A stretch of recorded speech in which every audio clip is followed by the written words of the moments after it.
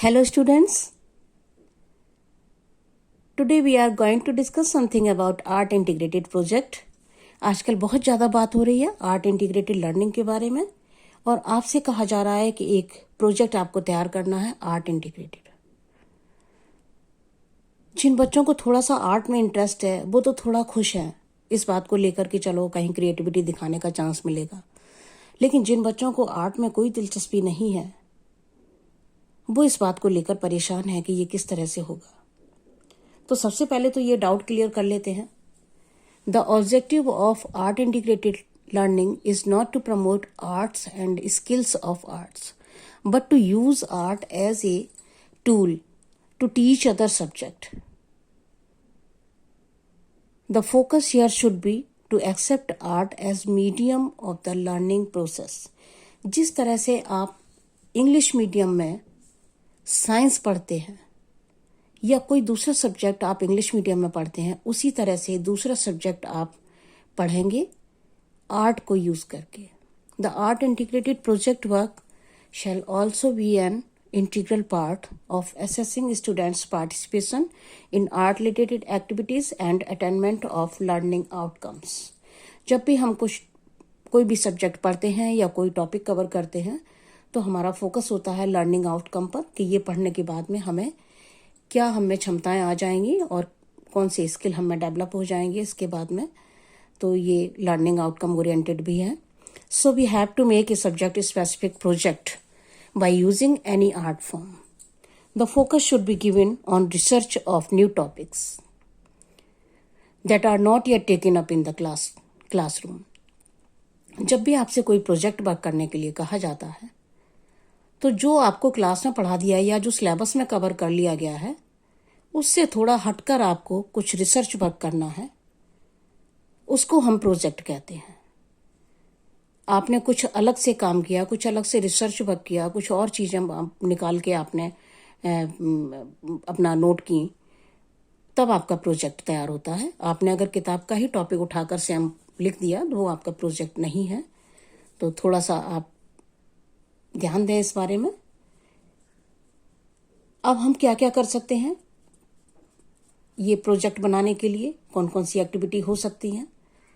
तो देखिए, role play कर सकते हैं। आजकल जिस तरह से ऑनलाइन क्लासेस आपकी चल रही हैं, मैनुअल क्लासेस नहीं है, लेकिन रोल प्ले आप कर सकते हैं। और ये प्रोजेक्ट आपको ग्रुप में बनाना है, 4-4, 5-5 बच्चों का ग्रुप।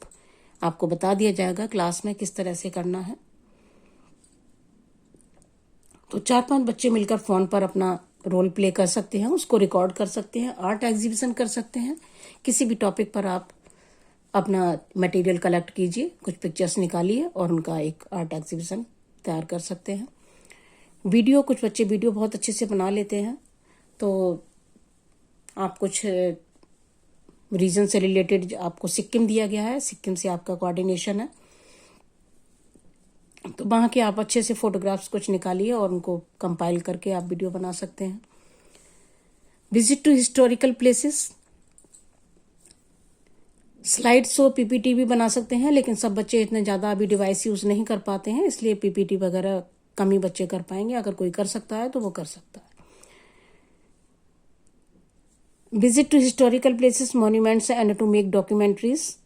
हम मैनुअली विजिट तो करने नहीं जा सकते कहीं पर, लेकिन आप गूगल पर सर्च कर सकते हैं। जैसे सिक्किम आपको रीजन दिया गया है तो आप सिक्किम रीजन की पूरी रिसर्च करके और उसके बाद में एक डॉक्यूमेंट्री टाइप की आप लिख कर साथ में पिक्चर ऐड करके एक प्रोजेक्ट वर्क बना सकते हो, अपना प्रोजेक्ट बना सकते हैं।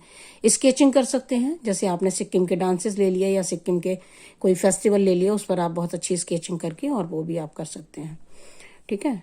और ब्यूटीफाइंग रूम स्पेस और बिल्डिंग, आप ब्यूटीफाई कर सकते हैं अपने घर का कोई, लेकिन वहाँ पर ग्रुपिंग अगर देखते हैं तो वहाँ पर पॉसिबल नहीं हो पाएगा। ये ब्राउजर, फ्लायर और डॉक्यूमेंट मेकिंग, ये आप कर सकते हैं। सिक्किम के ऊपर आप कोई भी वहाँ के टूरिस्ट प्लेसेस क्या हैं, वहाँ के फूड क्या है, वहाँ के डांसेस क्या हैं, इन सबको लेके थोड़ा सा मटेरियल इकट्ठा कीजिए और कोई ब्राउजर टाइप का आप बना लीजिए। और देखिए, पेंटिंग कर सकते हैं। रिसर्चिंग ऑन आर्ट फॉर्म, वहाँ के आर्ट फॉर्म कौन कौन से हैं, किस तरह की वहाँ की आर्ट है, किस तरह के वहाँ के स्कल्पचर हैं, और डांसेस किस तरह के हैं, इस पर भी आप रिसर्च कर सकते हैं। टॉक या लेक्चर ऑन आर्ट, आप 2-4 बच्चे अपना ग्रुप में मिलकर बातचीत कर सकते हैं और उसको रिकॉर्ड कर सकते हैं।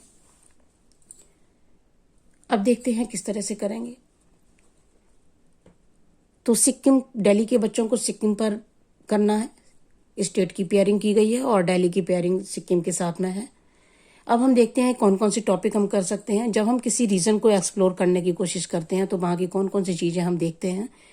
ये देखिए फ्लावर्स हैं वहाँ के, सिक्किम के फ्लावर्स पर भी आप प्रोजेक्ट बना सकते हैं। आप बहुत सारे पिक्चर इकट्ठा कीजिए और उस पर प्रोजेक्ट बना लीजिए। वाइल्ड लाइफ वहाँ की, उस पर भी आप कर सकते हैं। वर्ड्स वहाँ की, और देखते हैं डांसेस, सिक्किम के डांसेस, उस पर आप थोड़ा सा रिसर्च वर्क कीजिए और उसका प्रोजेक्ट बना सकते हैं। नेचुरल ब्यूटी, बहुत ही खूबसूरत होते हैं ये सारे रीजन, नॉर्थ ईस्ट के जितने भी रीजन है, नेचुरल ब्यूटी बहुत ही इनरिच है यहाँ पर। तो उस पर आप कुछ पिक्चर कलेक्ट कीजिए और अपनी एक पिक्चर गैलरी वगैरह आप बना सकते हैं। अपने फोटो लेकर एक कंपाइल कर लीजिए, वो आपका प्रोजेक्ट हो गया।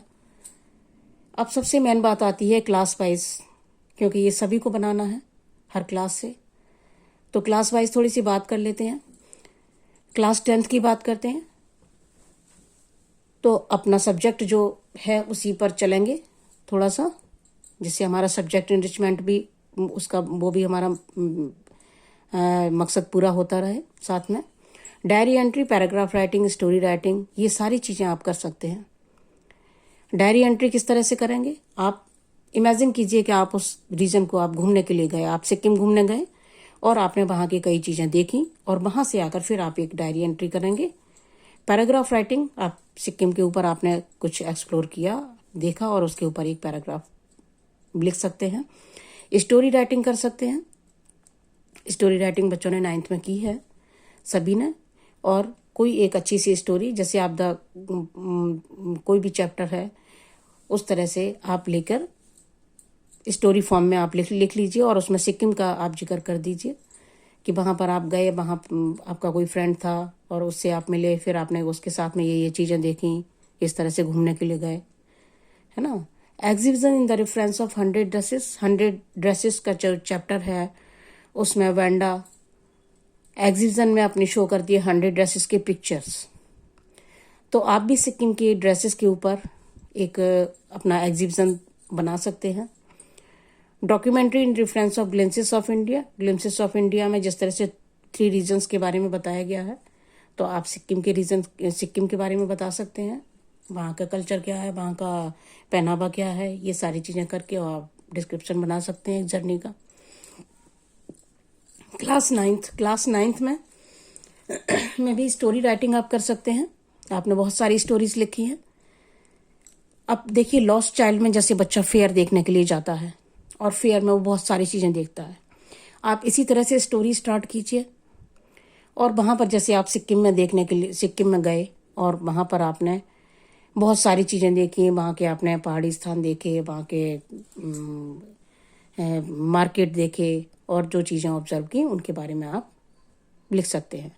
लेटर राइटिंग, आपने उस रीजन का जानकारी अपनी निकाली और अपने एक फ्रेंड को लेटर लिखा और उसमें वो सारी जानकारी आप डिस्क्राइब करते हुए थोड़े से आप उसमें पिक्चर भी ऐड कर दीजिए कि ये हमने जगह देखी है, ये जगह हमने वहाँ पर घूमी, इस तरह से आप करके वो भी कर सकते हैं। तो ये लेटर राइटिंग भी हो गई आपकी। Visit to a hill station, अब आप एक पैराग्राफ लिख सकते हैं कि आपने विजिट किस तरह से की हिल स्टेशन की।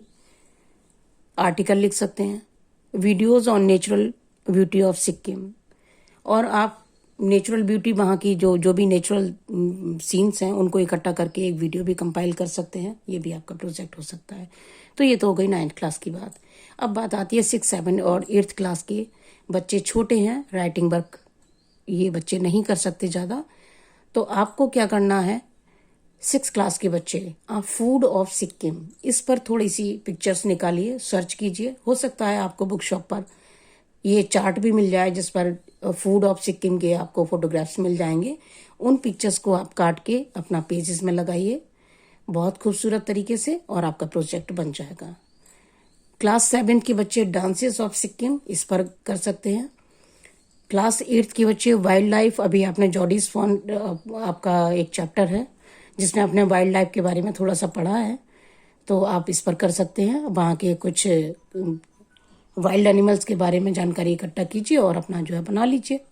तो इस तरह से सभी बच्चे चार्ट कर लेंगे, इसमें कोई प्रॉब्लम नहीं है। बहुत छोटी सी चीज़ें हैं, कभी कभी बहुत आसान सी चीज़ें समझ में नहीं आती हैं, लेकिन ऐसा कुछ नहीं है, आप कर सकते हैं और सभी बच्चे बहुत अच्छा अच्छा प्रोजेक्ट बनाएंगे। Thank you so much, have a nice day.